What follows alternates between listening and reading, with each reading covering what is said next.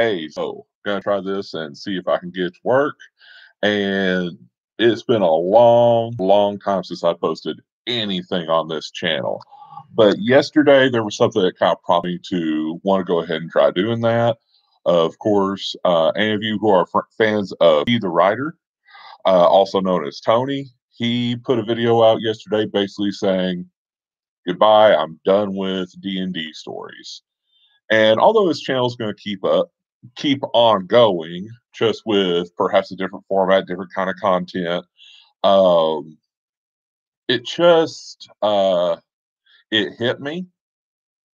And having been someone who I was very quickly a fan of, and someone who he and I started at about the same time, and once in a while we would call each other out. We would share content in those primitive ways that we could in YouTube back at that time, making reply videos to each other.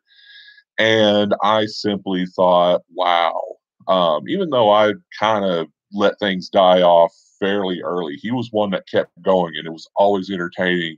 Like every time that he uploaded something, you knew you were going to be entertained for a good while. And it was always a fun story, especially like his Ocean Rim saga. Good Lord, I was looking forward so much to hearing more stories about this world that he had put together. But of course, modern tabletop gaming and online gaming being the near pitfall that it is right now, it's not really a surprise that he, like most of us, have started having trouble finding games, much less stable people to play with, which is not a downplay on people, but I think it's more the situation because when you are online and you're facing the screen, much like I and you are right now, there's less of an accountability.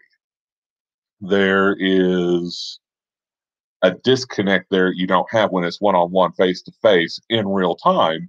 And I think that's led to a lot of people in the gaming community being more likely to drift. Let's just keep polite words about it, to drift, abandon, whatever. And plus, of course, regular life happens. Now, that all being said, we've all dealt with the same thing, and I hate that the only groups he's been able to find face to face have been clicky, if we want to use that term, and maybe not as welcoming to other people. But I found it just very telling of where things have changed in the last 10 years, I think, uh, since he and I both had originally started on here. And I don't know, it was just a interesting moment to realize that's another part of that coming to a close. But there again, I'm very much looking forward to the other things that he's going to bring to the table for this. So this morning, thank you for sticking with me. I'm going to do good stuff, blah, blah. I made the post that read more or less was, I'm going to say that it's our turn to tell him a story as a way to say goodbye and thank you to that chapter of what's going to be going on in his YouTube career. And I said, also, I'll put my money where my mouth is. I'm going to create a video today, and I'm hoping this live streaming works the way I think it does, where I do this and then it translates over to a recorded channel that I will then link to his page and show, here's a story from me to you to say thank you and good luck on your next adventure. So I am going to tell you a story that actually for this character of mine in an ongoing game, it recently came to an end because my character that I've played now for the better part of 4 years, he died. And I think people who play D&D, where you're a DM or a player, we all come to a point where here's a character that everyone really enjoys and you enjoy playing and interacting with, and suddenly the dice didn't favor you. That's it. He's gone. And though living on in some certain ways I'll get to in the end, but I don't want to give too many spoilers right now.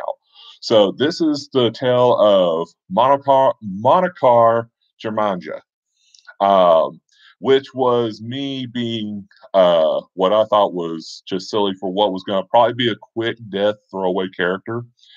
And I took the character in my mind that was Caramon Major, and I flipped the names around backwards, flipped a couple of the letters around to make a new name, and basically said, okay, look, I got lucky. I rolled incredibly well twice, and I got an 18 strength and a 17 dex. The rest of the stats were meh. I got enough of Constitution to get that one bonus on the hit points. And when it came to wisdom, he was okay. I believe it was an 11. I've got the character sheet here. I should be looking at it. Yeah, wisdom. No, wisdom was a 9. Charisma was 14, and intelligence was 7. So I thought, perfect. He'll be the big fighter who's just a lovable dimwit. That was my plan. So as we started this game, and the game is still currently going, and it is on a webpage called The Unseen Servant. Now, I'm going to do a little plug for this group because I really love this website and the people that are involved in it. And it has been a good way for me to have that continuous contact with gaming at a pace that maybe is more doable for most of us. It's a play by post forum, unseenservant.com.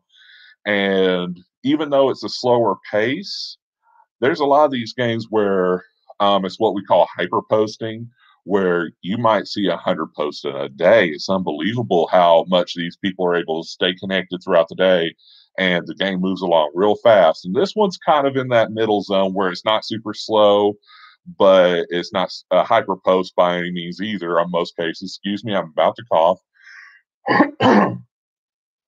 But what has been awesome about it is I found a great group of players and GMs.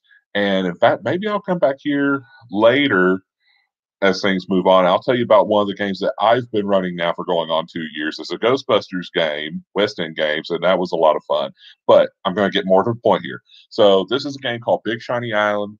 It's a friend of mine that goes by the handle Ogre Mage who's been running it, and it has been a real joy. So I had Monocar, human fighter, very generic, big burly guy, maybe not all right in the head. We'll get to that in a second too.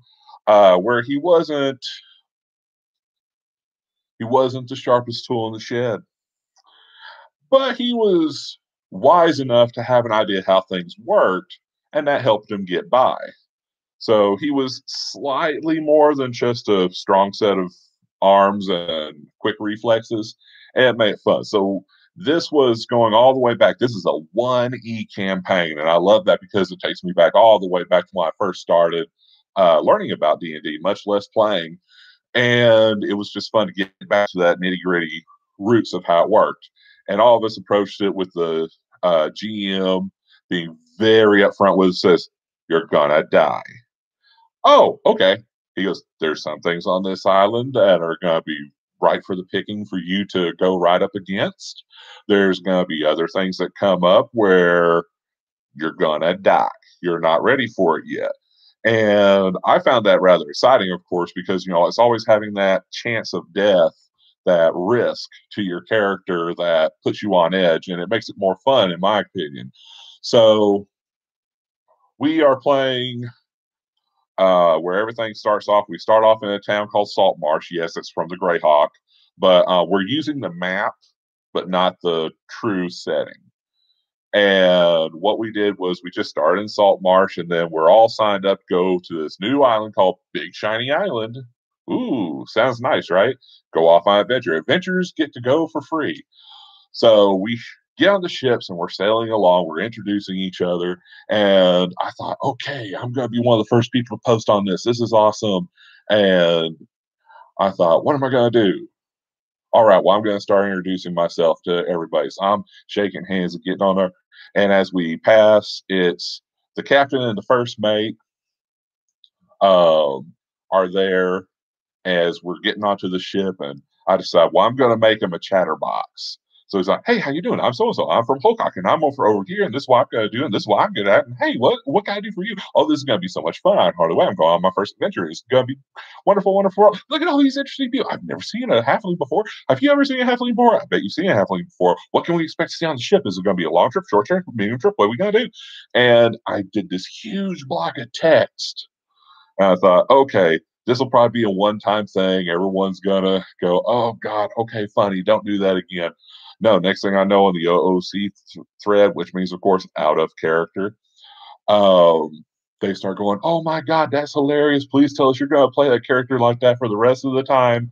So I'm sitting here looking at this on my phone, going, "Oh God, I'm going to have to do that from now on." So be careful what traits you give characters early on. A simple joke can turn into an anchor that you bear for a while. Speaking of anchors, that's exactly what they say. Is like, "Well, I hope we don't have to listen to them too much, but if nothing else, we've got a spare anchor. Get on the ship." Oh, okay. Now, of course, that's the GM. He Ogre Mage was being very much in character with those two NPCs, but also in the background going, "That was awesome. Keep it up." Okay. We're sailing along. We're going over the ocean. We're heading south towards Big Shiny Island, and we know practically nothing about it other than the local I guess it was kind of like a trade federation in that it was a group of many merchants right now are pushing to try to get this island settled so that they can make money off of, let's see. Okay, let me go to this. While on the ship, since I put in the background of my character that he had been a woodcutter and he came from a family of woodcutters. So, they're woodsmen in the sense that they're loggers and that sort of thing. They own lumber mills. So my character saying is like, well, I grew up with all this and I got this training with weapons just because I begged my dad and he had enough money to do it. And now I want to strike off on an adventure because, he's 18 and knows it. No, was he 18? I believe he was actually in his, no, he was 18. So yeah, he was in that mindset. I'm going to leave home and make my own fortune, make daddy proud. And that was very much his mentality. But he's looking on this deck, and Ogre Mage contacts me privately and says, I would like you to run a wisdom check to see if you can notice anything here. So I did. And there was a couple others that managed to do it at higher difficulty, of course, but Monocar managed to get the check. And I was the only one that figured out, hey, look at these scuff marks in the way they are. This is the same as what you'd see on a big cart if you had logs tied down for transport and you were loading them and unloading them. So it was kind of funny because we had in our party, and I briefly touched on this, one of the characters is a halfling, and he was one of those, oh, I'm a smooth know it all and everything, but he failed his check. And they were trying to debate them amongst themselves and figure it out. But of course, Monocar, the big idiot, uh, he comes on and looks at it and goes, oh, it's logs and they're hauling them this way and this is how they're unloading them. And it's real clear because you can see it here in the scuff mark, see? And the halfling's like, oh my God, I've been outthought by an idiot. So now we get his character established. It was a lot of fun. Uh, so now the journey's going on, and we know that there's something to do with logging. We're like, well, that makes sense. Maybe that's the good they're trying to bring back is logging, bring some rare, expensive wood back to the mainland, which of course turned out to be true. And that's not really a spoiler here until later. Well, not really a spoiler for later. It's just that moment we had the modus operandi or operandi or whatever. I'm probably butchering it anyway. Who cares? Moving on. There's a purpose to the story now. So we're going along and it's just character dialogue. Like, I believe there were two rangers. There was the halfling thief I mentioned. There were two elves, one of which I never got the story behind. She seemed to have something odd about her. Like, it never got clear so far as to what was different, but she was something else. Then there was another character, Bonnie, who comes up a lot later. But as we're going along, we're just talking, chatting, it's us getting to know each other as characters plus as players because some of us haven't met yet. And during the course of all this, I decided, well, I guess it's time for Monocar to ramble again. So it happened that at one point, Ogre Mage said, okay, so one of the sailors who's up in the crow's nest hollers out an alarm. And I was like, "Oh, okay, well, I'll start a ramble." It's like, "Oh my god, they're calling out alarm. What is it? Oh, it's a sea monster of some sort, something from the sea coming from us. Oh my god, I hope it's not one of those crack tons I heard about in the tavern from one of those sailors." Crack ton, of course, being his mispronunciation, misrealization of kraken.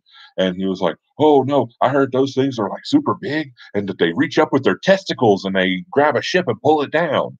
So of course now, once again, OOC thread. They're like, "Oh my god, that was so funny. Please keep it up." Blah blah blah.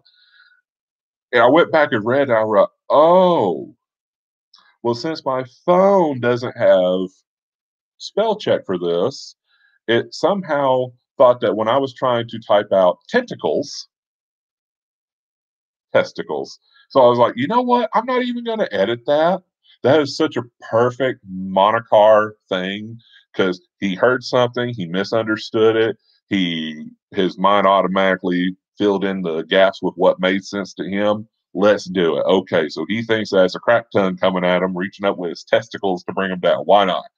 Well, it turned out to be a couple of whales, large whales. And I know there's a proper name for these, but they had heads that they were batter ramming the ships. And Captain Quark had already told us that we've run across these before. We've got used to doing the maneuvers, but be ready in case this comes along. And of course, here they come. This is our first combat to work out the kinks of how we're going to do this as a group. And I started getting real excited. I was like, "Oh, okay, I've got a real high dex. I've got a great strength. My hit probability is really good. And I've got a spear and I've got proficiency in the spear." So I contact Ogre Mage, our GM. I said, "I want to throw a spear at one of them. What are the chances of it hitting?" He goes, "I don't know. Roll a 20 and find out." So I did. And of course, I rolled well, not a nat 20 because, of course, I rolled, I think it was like a 12, which was not near enough for a moving target out at sea, elevated with a spear. So here's my big mighty warrior. I'll take care of this. Swoosh.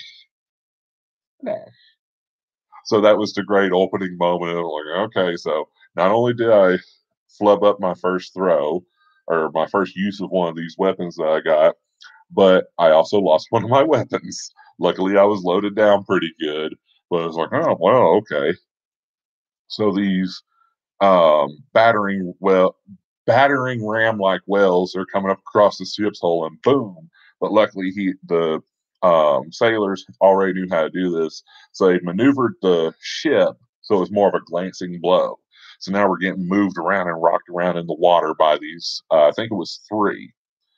um Between the attacks from the sailors and all the other people with actual ranged weapons with no risk of losing them permanently. We started making enough of attack. We wound up one died, so we got it.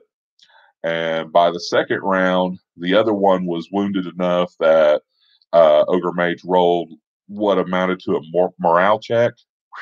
There it goes. So we're down to one more, and I get the idea. It's like, all right, this is Monocar speaking in character, of course. Okay, get that rope tied around the mast. Take this end of the rope. I'm going to tie it around my waist a couple of times. I'm going to jump off the edge. I'm going to have my shield. I'm going to have my sword, and I'm going to whack it. And they all looked at me and said, "That's stupid.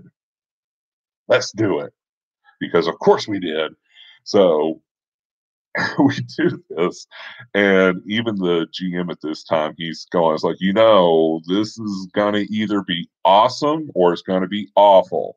You are aware of this, right? I said, "You already told me I was going to die." Fair enough. He said, "Do it."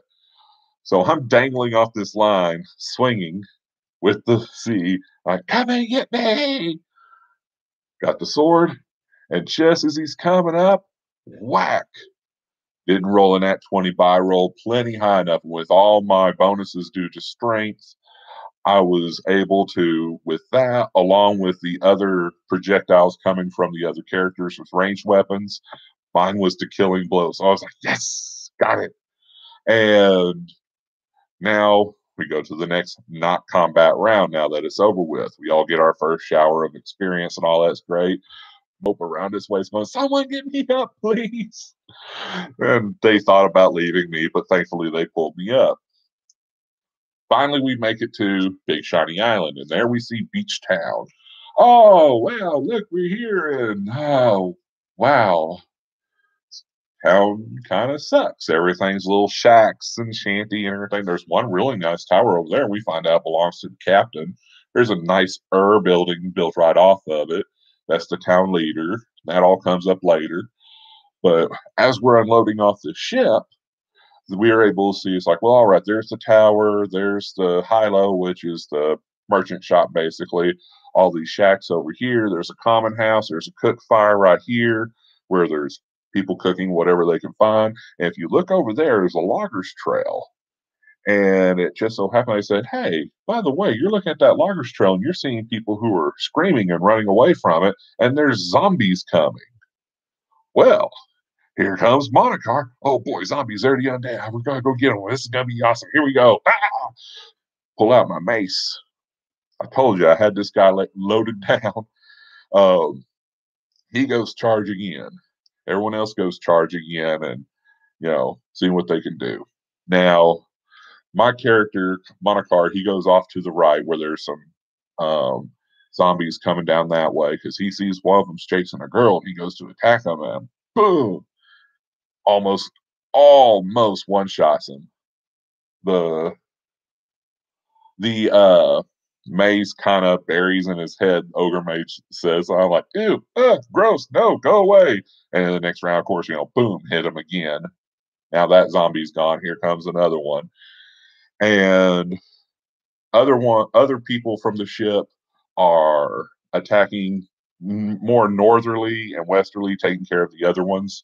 And it's within about 3 rounds we're able to take care of this. But third round, it was go back to the second round. One of the druids cast Entangle and was able to tangle up 2 more of the zombies. And it was one of the townsfolk that they were coming after, but it was enough distance where they were fine. And my thought was, oh, well, they're entangled. I'm going to walk directly up to them and boom, hit them, whack-a-mole. Well, me not understanding at that time exactly how entangled worked, I got within melee range, which meant now I was entangled. So, here's everyone else going, no, Monocar, but me, ah! And now I'm tangled up and I'm like face to face with this zombie. I'm going, gross, I can't move. Oh no, crap, someone help. Of course, ranged attacks, take out the zombies, and then just wait for Entangle to finish. Drops us all, done. So there's the second picket pincher. Monocar, of course, is the golden-hearted idiot still. Not going on too long, but we realized very quickly that everyone in this town's starving. They can barely farm anything. They can't get anything to grow. They have zombie attacks coming down the logging trail. They talk about how the logging trail's been rather quiet lately, other than these attacks. So we quickly organize a group together. We go walking up the logging trail. And the one thing that I'll say sometimes is a little bit lost in play-by-post, like on Unseen Servant, is that you can't read your GM. Now, I know some GMs that, with that screen or without it, they have the perfect poker face. You will never be able to read anything. But somehow it was in the text, now that you go back and you look at it retroactively, where he's constantly saying, are you sure you want to keep going down this road? Yeah, we want to go up that road. We want to see what's going on. Okay. So you continue up for another hour. Are you sure you want to keep going? Yeah, we do. Well, make it all the way up this trail. We find a cabin. And we find 2 loggers that are there when there's supposed to be many, many of them. They're working alone. Their names are Bert and Ernie. Fun. So we talked to them. They're saying, oh, yeah, more of the loggers went up that little trail they made up there. And, we're just stuck here alone. No one helping us work, blah, blah, blah. Oh, okay. Well, let's see what we find out. Start going up the trail. This point where it got real obvious, like, okay, it's getting on in the day. Zombies have been out. You know that. You know what the loggers are missing, and they went up this trail. Are you sure you want to keep going? And we all went, yeah, we do. So we were very enthusiastic, very much wanting to see the adventure. And it's like, okay, well, here you start going down this way, and eventually we come across not really a clearing, but a point where the vegetation has changed very suddenly, and there's these little gourds about so big, the way he described them, and they're growing all over on these vines. It's like, huh, this is really weird. And the ranger in our group finally does a perception, or excuse me, a wisdom check, and he goes, "Oh, uh, we might want to back away from this. This doesn't look right." And we're like, okay, so not quite metagaming, but saying that our guys went ahead with the ranger. We start marching back, pulling back, and we said, "Well, what about what is it about this? This is weird." So we got the bright idea of those with ranged weapons. Shoot one of them. So two people start shooting. One of them was, I don't believe he was one of our rangers. He may have been. It's been a while, but he shoots twice, misses both. Then we have another one who was this elf who was like this small kid. He was really cool, but he was excellent with a shot. He misses his first one, he hits his second one, and the gourd kind of pops open like a person and is screaming, ah! Death throes. I mean, think of you or me getting hit by like a ballista. I mean, this thing would have been huge. So all of a sudden it drops and it's like, oh my God, it was a pod person. But um, next thing we know, all of them start opening up, and it's like they see their little buddy, and then they look up at us, and they start swarming. And all I could think of was it was something like I want to say it was called the Hive. But if you remember back on Halo 1, where it's the little veggie thingies, little pods that look like potatoes coming at you by the hundreds, that's what we had in the middle of this jungle. So we all turn around and go, oh, crap. Now we're running back on, ah. The fastest ones, they were up ahead real quick. The ones in the middle were right there. Me and the ranger, who were carrying probably more than was optimal for jungle reconnaissance, we were running slower. So we were like, rolled the first one, made it, okay. Rolled the second one, made it, okay. They're still catching up, but you're still running, okay. Some of them seem to have given up the chase. Okay, let's keep going. Rolled one more. Uh-oh, I failed big time. Monocar trips on a root or something like that, stumbles back up. Ah, okay, I'm going to fight him. He has out his mace, he has out his shield, he's ready to go. And then the ranger, same thing. He fails him. He fails his roll, and then he falls. So we both turn around ready to fight because they're already pretty much right on us. Now, it goes okay at first. Thankfully, my fighter was heavily armored. He was wearing split mail, so the between that and his decks, the AC was perfect. Most of them were not being able to get to me. I was like, "Ha ha! You cannot get through my armor," as T would say, and I kept swinging that mace and swung the first time. Boom, smashed it. I'm able to one shot these things. I'm thinking, okay, they're minions, probably one hit point. Then I see the ranger take a swipe at one, and he did pretty well. I was like, oh, not one hit point. I'm just the only one capable of one shotting these with pretty much max damage. Okay. Thinking, all right, we're still playing whack-a-mole, no problem. So first round, got him. Second round, missed. Third round, I missed. Fourth, all the way up to like the fourth round, I missed. Then it was, I got lucky. And even though now I'm starting to take some bites from these things where a couple of them are getting through, I was like, one shot, one shot, one shot. And it was enough where some of them thought, okay, we're not attacking this guy anymore. And a lot of them started running away. I'm like, okay, we might make this. And Ogre Mage the whole time, too, is great. He's rooting for us. At this point, the rest of the party, the faster ones, were about facing and coming in, and they were trying to help fight him off. Now, unfortunately, even though it was hard for them to get through Monocar's armor, and even the Ranger's armor, he proved to be pretty good. He fell first. Within a couple more rounds, even though I'm making the strategic repeat, one shot, he falls. The hit points got chipped away enough where they got me. I'm on the ground. Now, in the meantime, I understand they're attacking all the other party. And our character thread, we're sitting there talking about, hey, do we need to abandon these two? Do we need to go on? And finally said, well, let's keep trying for right now. In the meantime, these little, we called them Vegemites or Vegapygmies. We didn't know what else to really call them. I'm sure it's a specific monster that could be identified. They start pulling my character and the ranger off. They're stripping off the armor and the boots and stuff. The one that we figured out was the chief or whatever came up and like took a bite out of Monocar's arm or shoulder right here, like a I'm claiming this one sort of move. So I don't know. It progressed. I don't remember the details honestly because at this point I'm going, I was like, oh, okay. So I've been playing this game for at this point it had been a few weeks, not quite a month, I think, and it was the third or fourth day game time. And it's like, okay, this character's dead. He's going to be eaten alive by little Vegemites. Awesome. Well, sure enough, the party's able to beat him back enough. They drag my character and the ranger all the way back to where we met Bert and Ernie, and they shack up in the cabin there for a little bit to heal. And while we were there, and we wouldn't find this out until later, but remember that one elf, Bonnie?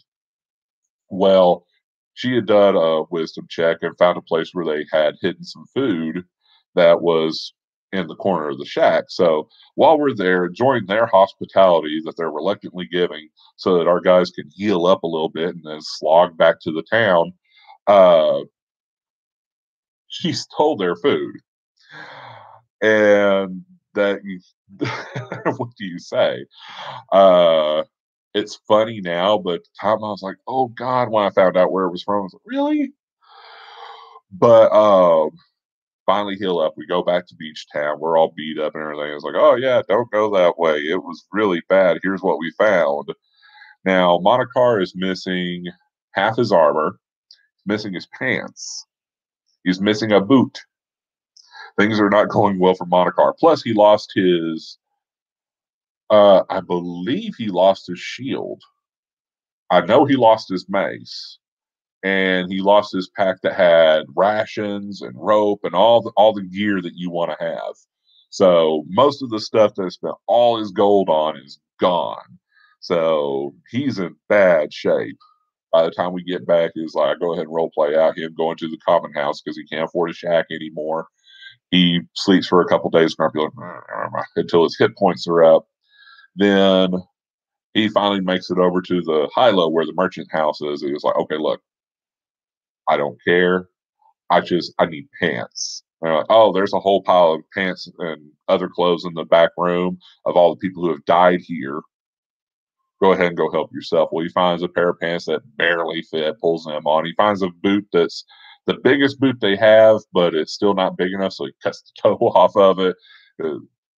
That way he can wear kind of a boot slash sandal, I guess, on his left foot. And that turned into the joke for the rest of the time, and that he was just always kind of hobbling along with a boot that didn't fit and his toes stuck out. I was very lucky that Ogre Mage took sympathy on me and said, you know what, that's just so funny, I'm going to let it go. You're not going to get any kind of a penalty. Thanks. Next adventure. So we'd been there for a while, and we started hearing rumors that the route that they take to go get water for the village over by the river, there's been a big crab there, and they think that's big enough that would attack people. So we think, okay, how are we going to take care of that crab? And then in the meantime, we find out, oh, well, there's also a troll that's been coming up. We see him every now and then, and he ate a guy the other day. Oh, okay, so we got a troll now to take care of too. We said, well, first things first, let's get that crab. And they're all talking about different plans of how they could do it. I have Monocar show up. And of course, he's all beat up and not feeling all that great.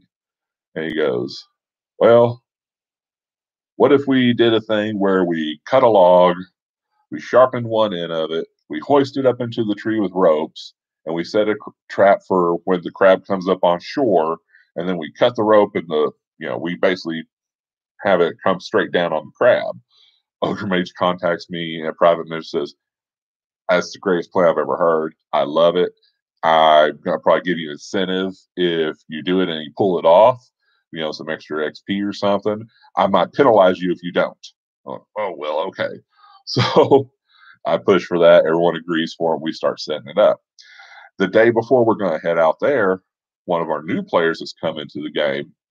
I happen to be down on that end surveying for some wood cutting plans that we have to try to open up some land for the town and find some more farmable areas.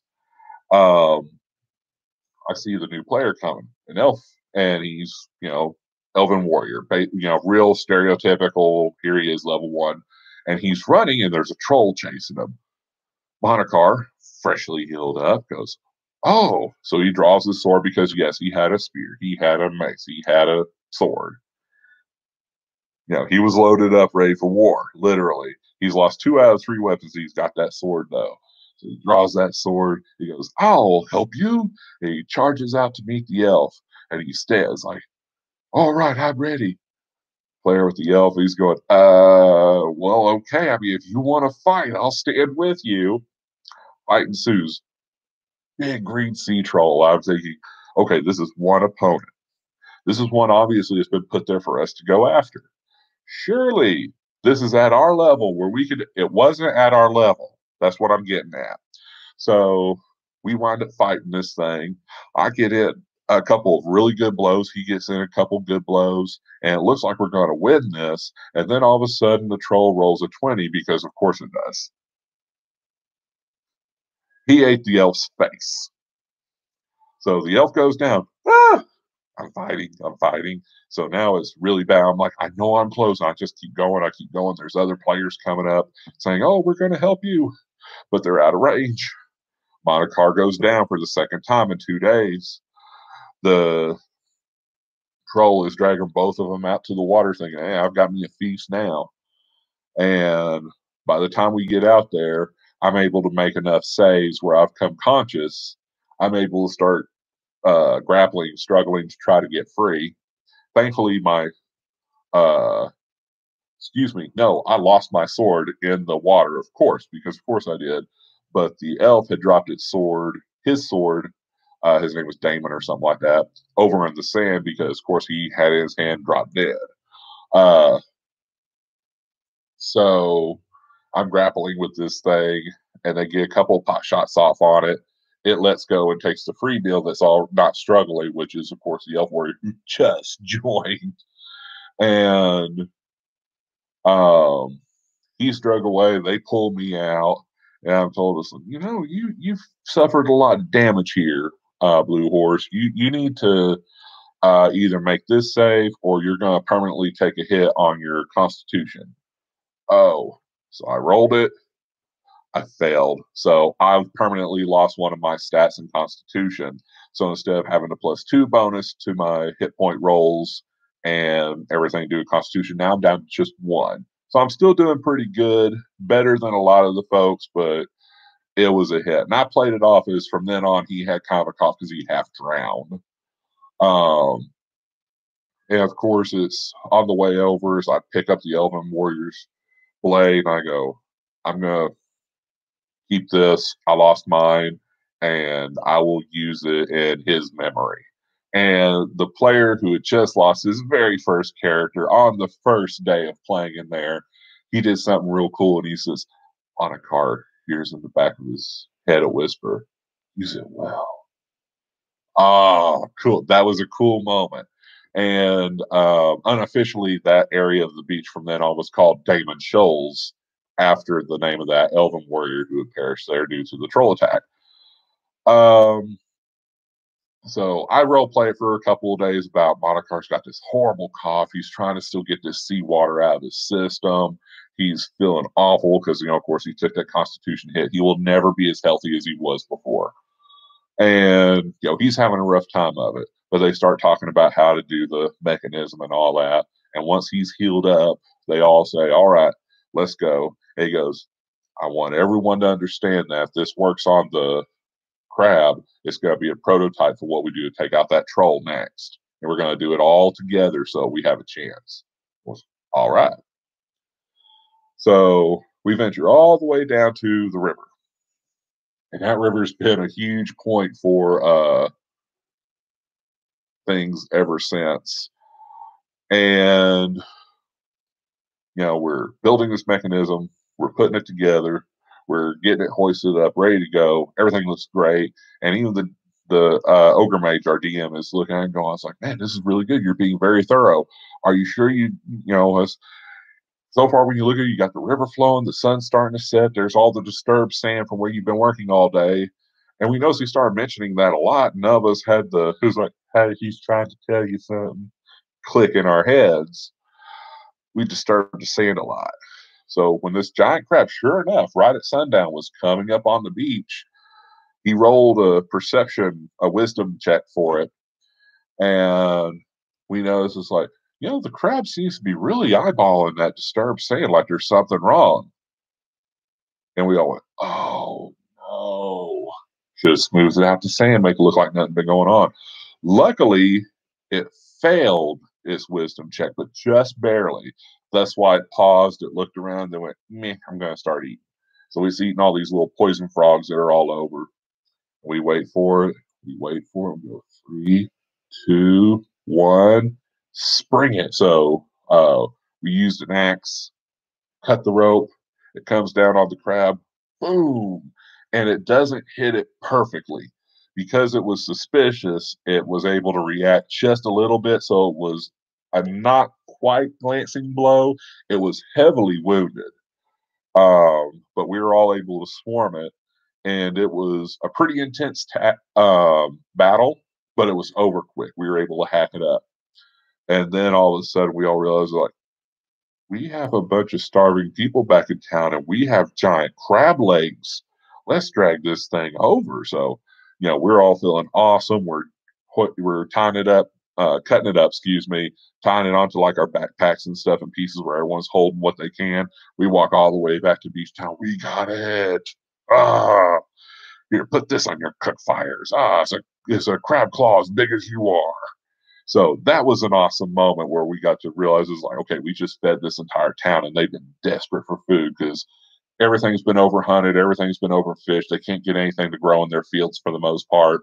This was huge. It was a real victory. And that was so cool to be able to see happen there at game time. It was one of those moments where it's just everyone was like, yeah, that worked out great. And as a bonus, we all got, I think it was 4 days worth of crab rations because we dried it after it was cooked. So we had like crab jerky. Basically, I'm not sure how that would work in the real world, but there again, I live in a very landlocked area. I don't know anything about seafood, much less preserving it anyway. So maybe there is a way to make crab jerky. But so that was an extra little something we got to take away, plus the experience, even though it wasn't much because it's one giant crab and it was, I think, 6 of us. But we did get the bonus for making the contraption and it working correctly. And I got a nice enough bonus where I jumped up to level 2 now. So haha.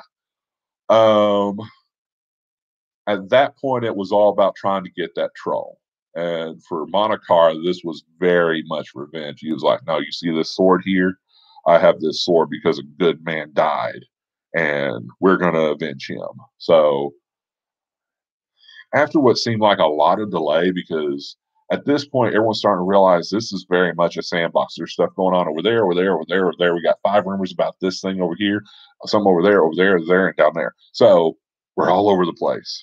Finally, Monocar is able to wrangle everybody and go, we got to do this. Okay. Because if that troll keeps harassing people, our water supply is cut off. Because our only fresh water supply we have is the dirty river. And even though it doesn't take terribly long there's a group of women who are the water bearers. They go down there carrying buckets to the river every day. They fill up their buckets. They carry them all the way back. They fill up the public barrel. Now everyone has water for a day. And this is a daily trek they make every morning. Sooner or later, and they've said this, they said they've seen the troll watching them. Sooner or later, that troll's going to figure out what their patterns are, who's the weak one, who's the slow one. He's going to just start picking them off. So not being able to access water is not an option. We have to take care of this troll. Monocar is able to get them going. And we start making even bigger and even more elaborate version of this trap. And we wait. And we wait. And we wait. Because, of course, this troll is smarter than what that crap was. He's been watching from off in the water where we can't see. He knows there's something going on. Well, finally, after trying so many other things, we said, okay, hey, Halfling. His name was Art, by the way. Art, you look like a little kid. You look very vulnerable. We're going to use you as bait. You will not. Here's our idea. You're going to act like you're wounded because you're a great actor. You're a wonderful actor, playing on his ego a little bit as a character. And you're going to say, act like you've been hurt. You'll be over there. When he starts coming at you, you're fast enough. You can outrun it. So you run just fast enough to keep him after you. And you run by this point. We'll time it where we cut the rope. It falls on him. And now we're in combat. And you're perfectly safe. And you get to be the hero. I would be the hero. Why, yes, that's a perfect role for me. I'm a great actor. Watch this. He walks out, goes and he moves around for a little while trying to look natural. And all of a sudden, oh, I've broken my leg. Oh, my ankle. Oh, I'm so hurt. I'm doomed. Whatever will I do out here all by myself? Anything? Anything. Not yet. Okay, now remember the character who was the little elven boy I told you about who was so good with bow and arrow? Admittedly, he was involved in a lot more other things going on around the island, but I don't personally remember a lot at the moment. Um, but due to unforeseen circumstances after about a year of play, he was unable to continue. And we loved the character, but for reasons that couldn't be controlled, he had to leave. But it was an announced leaving. It was something that wasn't just, I'm abandoning the game or whatever. He made it very clear. It's like, here's what's come up. This is why I need to go do this. All right, cool. So we wrote in what amounted to a death. Well, Ogre Mage did. And he says, next thing you see is the elven child running this way. And when I say elven child, I mean this in the sense of like how Peter Pan, he was so many hundreds of years old, but because he was raised by the fairies, he was, basically immortal. He stayed a child much longer than what would naturally have been. So childlike, I should say. So if he was running along and the troll was chasing him, and he runs right by Art, and he goes, "What are you doing? Oh, you've stolen my role!" And he takes off running after the child, going, "Wait!" So trolls chasing both of them. That's as good animation y'all's gonna get with this. Sorry. No. And, we go, okay, not what we expected, but here we go. So we're waiting for it, and cut. And he goes, boom, right in front of the troll. Missed him by that much, like nicked his nose or whatever. And we were like, oh no, it didn't work. Who cares? Attack anyway, because he's surprised. So we had a surprise round. We got our hits in on him. And I don't remember exactly how it happened, but it was the troll who'd gotten the elven child, and it was wrote off as, okay, he obviously drowned out there. He was like thrown aside or something. But we take into combat on this troll that had been terrorizing everybody for so long, and we fight him. He starts to get away. We go, oh heck no! And we had made hooks that were attached to rope. And we start throwing these hooks and snag him. Yeah, we drag him back on land so that he can't get in the water and heal. And we keep cutting him and hitting him. And finally, the troll dies. We won. We couldn't believe it. Now, of course, in character, here's the problem. We don't know that trolls regenerate. But out of character, we're all going, oh my God, how do we justify this? How do we justify this? And I had one of those moments where Monocar, he says, we're going to do this right. He goes over and he cuts not exactly a sapling, but not quite a full tree yet. And he cuts it off real quick where it's like a spear. And he jabs it into the dirt and he goes over and he cuts the head off of the troll and he picks it up and he goes, there. And so now you've got this troll's head with the spike through it. And I said, that's the trophy we're taking back to town. And through that, we're able to justify everyone else saying, it's like, yeah, and they all started hacking it up too, taking bits of it so they could go, here, we've got it. And thankfully, Ogre Mage at the time didn't say, it was like, oh, well, let's see, you've hacked them into let's say 11 pieces. Now there's 11 trolls, but he said, nope, that's good enough. That's awesome. Cool factor wins. So here's Monocar carrying this grisly trophy, and he plants it right at the beach. Said, "This is what we did. We got him back." Rah! And the water troll was safe once again. Now, this has been going on for a little while now, and I know I promised I was going to tell the whole thing, so I will try to periodically tell a little bit more about what went on here and what the story was in pieces. I have no idea how long it'll take because I've actually covered quite a bit on this, but I have other obligations I need to get to at the moment. So, um, T, this is going to be installment number one of a tribute to you, more or less a love letter to the work that you did. Thank you so much for all the entertainment over the years. Thank you for staying the course, and I look forward to seeing what you do in the future. So I'm going to do it. Until next time, everybody, keep gaming. See ya.